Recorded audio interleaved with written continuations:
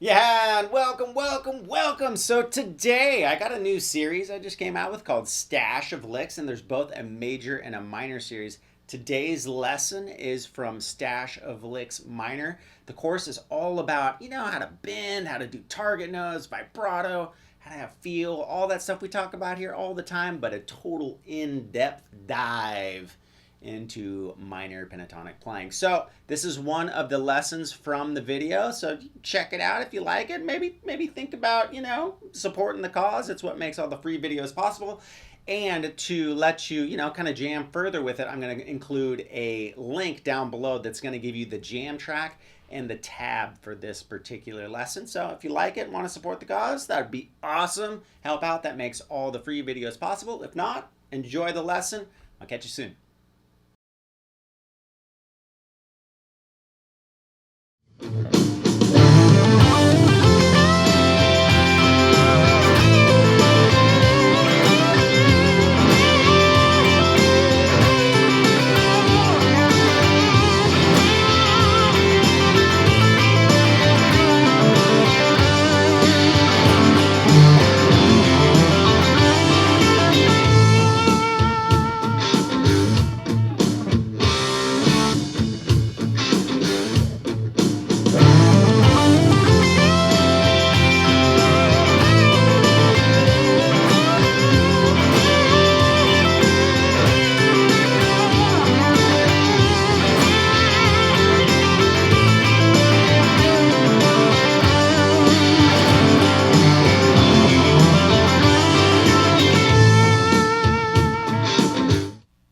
So the time has come. It's finally here.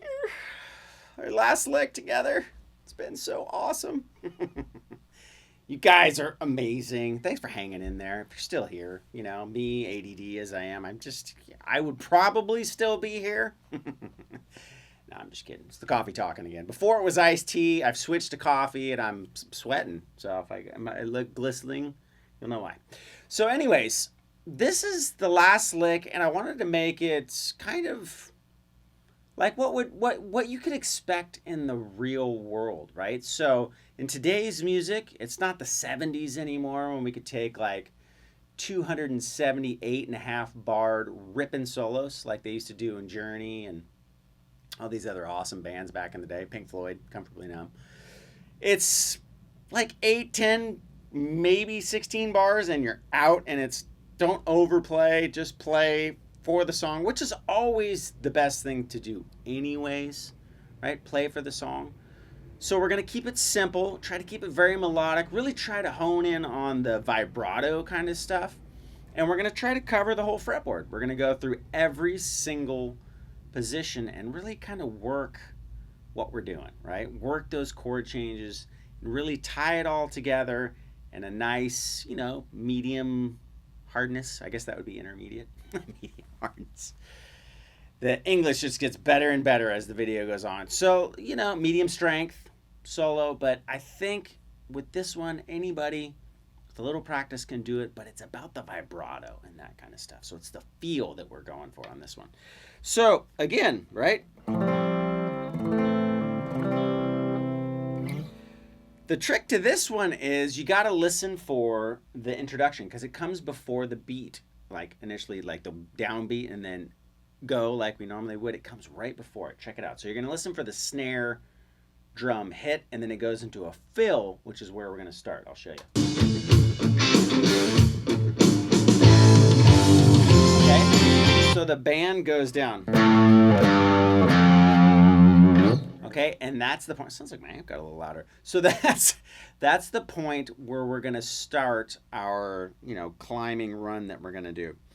Now, since we're going A, G, F, this area right here makes perfect sense because we can hit all of those chords, okay? So, we have our F, we got our G, and we got our A minor. Okay, all right in this area. So, when we're going down, we're going to hit all of those notes. Now, it's not in that exact same order, right? But it goes quickly. That's not a lot of time, right? So as long as we're hitting those notes in our run, it's going to sound great. So what we're aiming for is a slide on the E, 10 to 12. And then we're going to go to A, same thing. D, slide up. We've done this lick before, right? So we got... Okay, so again, we're hitting all those areas too. So it's 10, 12, 10, 12, 10, 12, 14, 12, 14, and then the B string. Then I'm going to hit 13, I'm going to go straight into my bend. And grab that high E, G note.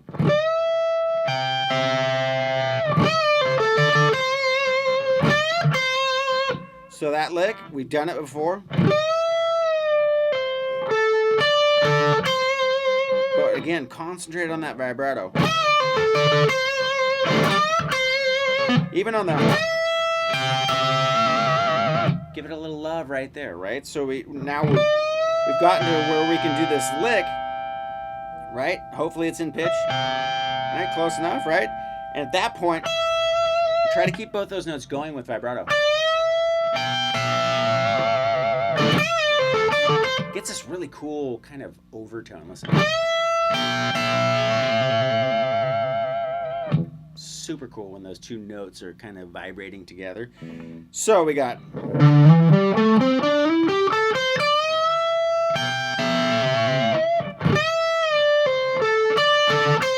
Right, we've done that. Okay, so that's 15 bent. Down to pitch. And then... So that's G14, B15, 14, B13, and then bend up, and then shake it like you mean it. So, slowly.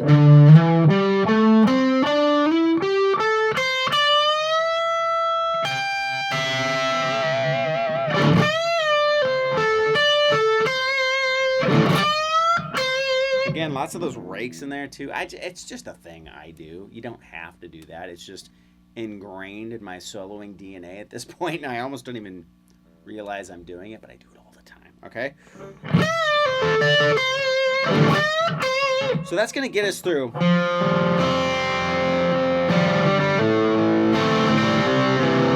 Right? So that's leaving us on that C note, right? So we've gone great for all of those chords, right? It's here. It's here.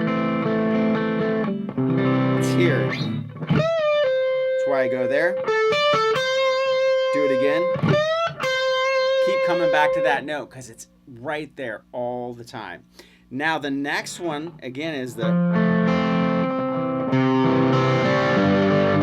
So it's F, C, G. Now, I got a G chord right here, which is why I'm going to go. Because I'm really going to hammer this chord, right? So I'm going to do two bends. And I'm coming back to here, okay? So we got... Because again, it's going to be... So the first two coming back to that note, our C note, okay? And then, right, we got a backset of our G here. So it's going to be a half step on the B12, down to 10. Then I'm going to hit the G note, 12th fret, G string, and then back to B, 10, 12, G, okay? All right, so one more time. And then E, 10, 12, back to 13 on the B. Now I have a G down here too. So, right, so I can hammer those notes. Right, because we're going in that G. So you go from the 7th fret G, 10th fret on the B, 7th fret G, 8th fret B. I slide into it. Doesn't have to be from the 5th fret, but let's just say it is, right? So we'll stick to the scale. Now the next run is going to be over.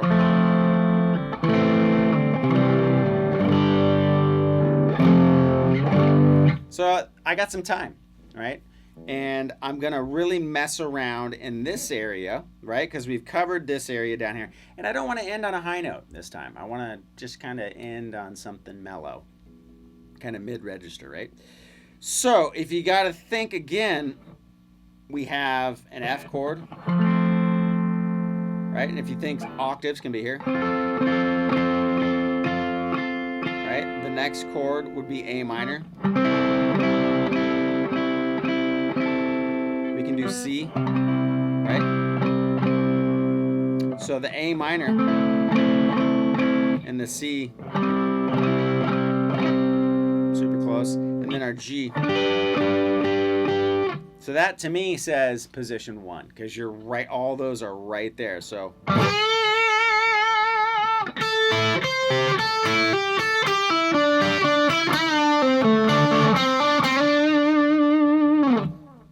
right, sweet, kind of that Journey style lick again. So we're going to go to the 8th fret on the B. Really milk that note, right? And then so I'm going to go 5, roll over. All right, so we got, so it's, and then,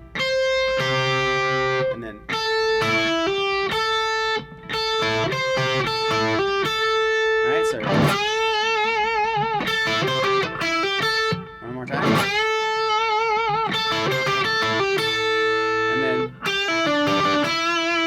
Right, so then we're going to go 8, 5 on the B, 7 on the G, right? 8 on the B, 7, 5. So the last part.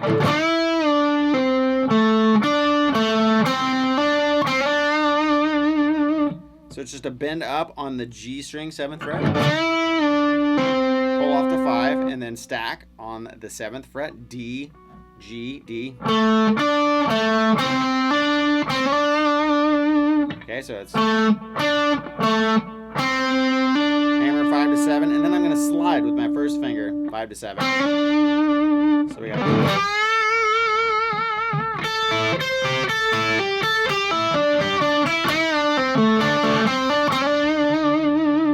take it out with a little Hendrix. Okay, so that's just a double stop on the D and G, 5th fret, hammer to 7 on the D, and then back to 5 and 5 on the D and G. One of those quick slides, 7 to 5 on the A, down to my C note. Okay, so we're setting up. Right, we've hit notes from the G and the F, right, the 5th. Okay, so we got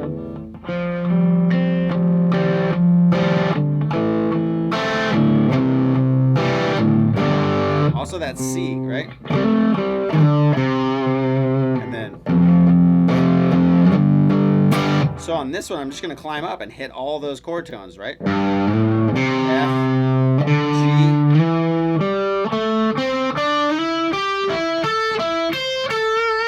and my coming back into that one chord, I'm going to totally hammer that A minor shape right there, okay?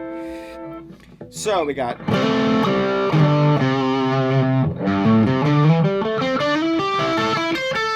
going to climb from 5 to 1 to 2 position. So it's just a slide, much like we did up here. Same kind of thing, right? So we're going to start on the 3rd fret E. So hit 5. 5, slide into 1. D string, 5 to 7. And then we're going 5, 7, 9. Okay, so. And I actually go 1, 2 fingers. Because I'm setting myself up for this next lick. So that's going to be 7 to 9.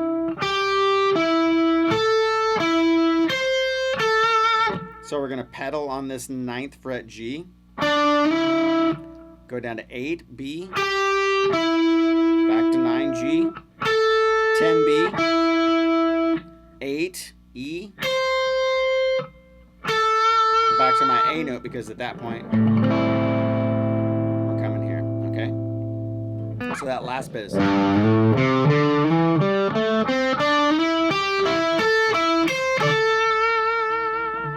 write it out on a home.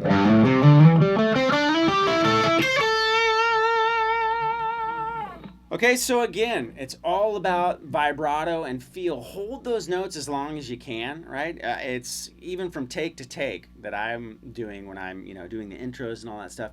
It's different a little bit, but it's always trying to find how long can I hold that one note before it seems rushed getting into the next part. Where is that happy medium where everything just flows, right? And I'm sitting on the notes long enough. I'm holding down the... Do I want to do it like that? Do I want each note to have a value like that where it's cut off? Or do I want to get, 2 chord tones going? All that kind of stuff. I'm just constantly tweaking on that. Even though I've, wrote the lick, I'm still tweaking, modifying, playing it. I could play it, if I went out and played this live, I'd probably play it differently than I played it on here and just constantly tweak. When I make these licks up, I sit here for probably, a while, right? And kind of write the parts a little bit to make sure, obviously we're hitting all the chord tones, but just to see what feels right, going from spot to spot in my own style. Right? So once you start to develop your own style, make sure you're moving around. You're not sticking in one spot. You're not playing the positions the same way every time, like I was saying in the previous video. All that kind of stuff, right? Just keep modifying, keep playing.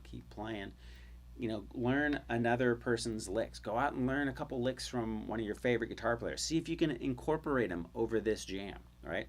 All that kind of stuff to constantly be modifying what you're doing so you're developing your own creativity, your own ability to improvise on the spot, and your own sense of timing and feel, right? And that's what makes good guitar players is putting all that stuff. It's that big pot of stuff. You just keep stirring, add a little salt, a little hot sauce, maybe an onion, whoosh, in there. Before you know it, you got your own restaurant and recipe. All right, let's do one more, maybe 2, on the way out. We'll do this again. Here we go. I keep doing that.